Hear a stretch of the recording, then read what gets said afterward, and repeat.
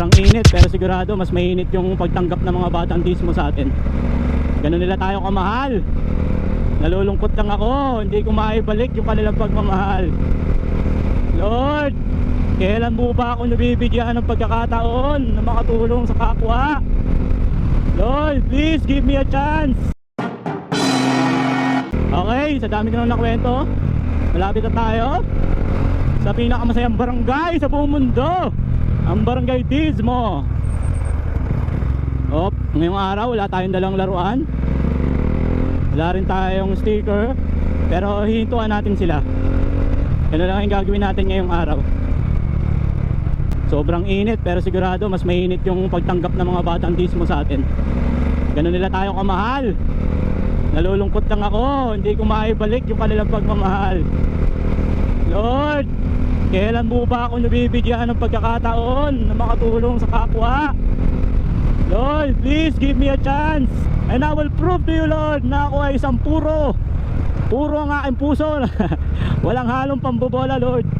Lalo na yung mga bata talaga. Ay, naiiyak na naman ako, tama na. Pero sabi ko nga, kung hindi para sa akin, hindi talaga para sa akin. Wala na akong magagawa doon. As long as ginagawa ko lang yung best ko, ginagawa ko yung gusto ko, diba?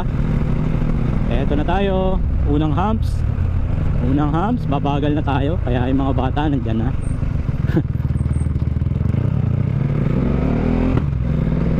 Eto na tayo. Uy,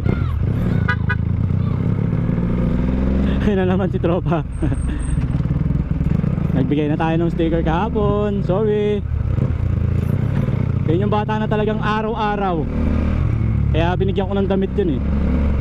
Walang araw na hindi ako hinarang, walang araw na hindi ako hinahabol. Okay, agos na tayo. Oh, may sumisigaw. Yan, nakalampas na tayo. One time dito tayo magpapalaro. Ayusin lang natin yung laruan natin, tapos magpapagames tayo dito. Okay, okay, next stop natin, syempre dito pa rin, mga bata. Kung mapapansin nyo mga tropa, yung mga sumusubaybay sa atin o humaharang sa atin, pabata na ng pabata. Kasi yung mga dating bata nagsilakihan na. Mga binata na, hindi na ako inaharang. Nahihiya ng harangin si Kuya Tonton. Kaya may mga pumalit na. Ang liliit pa nung pumalit. Ako, makaabutan ulit natin sa pagtanda itong mga bata na to bago ulit tayo makilala. Ayan o. Kaya lang natatakot pa rin tayo kasi minsan tumatakbo sa kalsada. Nakakatakot, masagasaan. Ayan o. May batang humabol pero nakalampas na tayo. Naku, wag naman sana, nakakatakot pag napatigil tayo eh.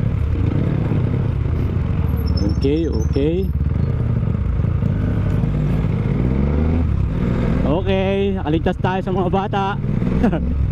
Ito na lang, huli. Yun, wala din. Ito yung mga bata dati na nagdakihan na. Dati, liliit lang yan, lalaki na, kaya hindi na tayo naharang. Okay. Woo!